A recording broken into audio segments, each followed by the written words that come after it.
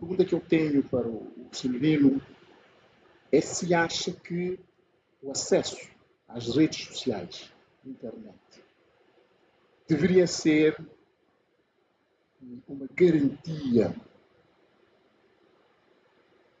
gratuita para todos os cidadãos no contexto atual. Eram essas perguntas. Obrigado. Bom, foram duas questões, ou seja, uma questão e uma provocação do Dr. Manuel Faustino. A questão veio da parte do Dr. Francisco Carvalho, que me questiona se entendo que a internet deveria caminhar-se, ou caminhar-se não, já se deveria estar na gratuiticidade, no acesso.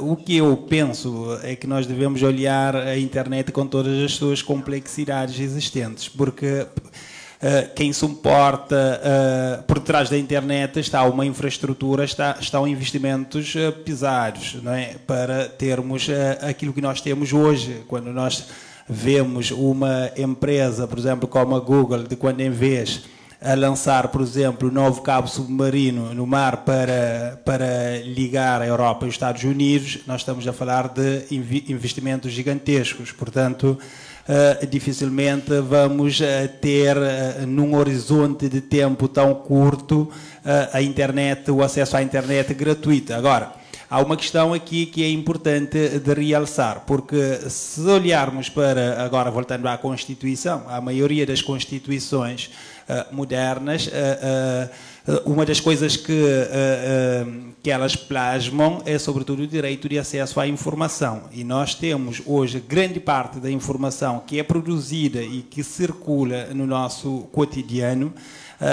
acontece sobretudo no ciberespaço. E, portanto, quando nós temos uma franja bastante acentuada da população que tem um acesso, eu não diria que não tem acesso, porque hoje praticamente toda a gente vai tendo acesso, mas muitas vezes é um acesso muito limitado, muito reduzido, e que nem sequer dá para determinadas classes sociais terem tempo de pesquisar a informação. Às vezes vão fazer aquele contacto básico com os amigos e depois as tantas têm que recuar-se porque as tantas os dados vão acabar, não é? Então nós temos aqui sim a necessidade de uma certa intervenção do Estado no sentido de ajudar ainda mais na garantia do direito à informação por via das redes. Nós assistimos a isso em Cabo Verde, mas também não só em Cabo Verde, isso já veio de outras paragens, não é? Na Europa, por exemplo, havia, sobretudo na década de 90, a princípio dos anos 2000, nós encontrávamos postos de acesso à internet em vários territórios. Eu mesmo, vivi 11 anos em Portugal, beneficiei desses postos. Quando eu não tinha outra forma de aceder à internet, eu ia à internet nesses postos de acesso. Aqui, nós, em Cabo Verde, optamos por uma outra solução, não é? Que é criar praças digitais, não é? Que ajuda nesse acesso à internet. Nós não podemos desvalorizar esse tipo de investimento e disponibilização dessas possibilidades das pessoas poderem ter acesso à internet por essas vias. No entanto, é claro que vamos ter necessidade cada vez mais de aprofundar esse tipo de acesso, porque cada vez mais a internet está a tornar-se num instrumento de trabalho, num instrumento de acesso ao conhecimento, não é só informação, mas também, por exemplo, hoje, sobretudo com a questão da pandemia, nós podemos ver o quanto a internet tornou-se numa coisa muito importante para dar suporte ao sistema educativo, e muitas das pessoas que têm um acesso precário à internet terão dificuldades, e ali levanta-nos uma questão, que é a questão da inclusão, não é? A própria inclusão digital, que é um conceito que já vem de década, hoje transporta-nos para uma outra questão, que é a inclusão educativa, a inclusão social, é uma inclusão operacional, não é só uma inclusão de ter acesso à internet, é uma inclusão no sentido de que se eu não tenho acesso à internet, eu posso não estar a ter acesso à educação, posso não estar a ter acesso à cultura, posso não estar a ter acesso a determinados eventos da sociedade que jogam efeito muito importante na minha vida. Portanto, eu entendo que sim, que nós temos que aprofundar cada vez mais as possibilidades de acesso que as pessoas possam ter à internet.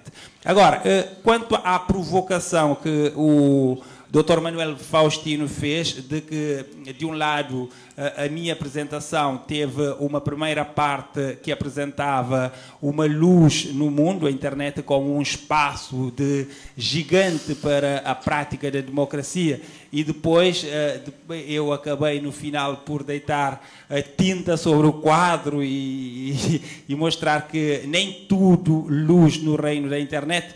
Eu gostaria só de ler o último parágrafo da minha comunicação, porque eu tinha trazido uma comunicação escrita e às vezes quando nós escrevemos e depois não lemos aquilo que escrevemos, nem sempre conseguimos passar por tudo aquilo que nós tínhamos desenhado como caminho. Gostaria de ler só o último parágrafo e a minha comunicação terminaria assim. Neste momento, podemos dizer que existem softwares de regulação da liberdade de comunicação na esfera cibernética que ultrapassam os níveis de controle das agências nacionais, regionais ou até globais de regulação da comunicação. A regulação do conteúdo e da participação do indivíduo no ciberespaço poderá chegar a um nível elevado de controlo da comunicação. As lógicas comerciais que se montam por detrás das empresas tecnológicas levam-nos a um estágio de mercantilização da própria liberdade, sendo que o direito de participar ou permanecer em determinadas esferas de discussão depende muito da lógica de comando e de controlo que preside negócios no mercado das tecnologias. O perigo é que a confluência de interesses entre os negócios, a política e a tecnologia possam pôr em causa, muitas vezes, o espaço da liberdade de imprensa. Quando os interesses dessas três dimensões sociais procuram conjugação, dá-se um comprometimento do espaço da liberdade e de garantia. O poder político sente-se ameaçado com a eclosão da internet, que empurrou os cidadãos para a esfera pública, confrontando os poderes em todos os seus níveis. Neste sentido, há uma tentativa da parte do poder político de reconquistar o espaço perdido.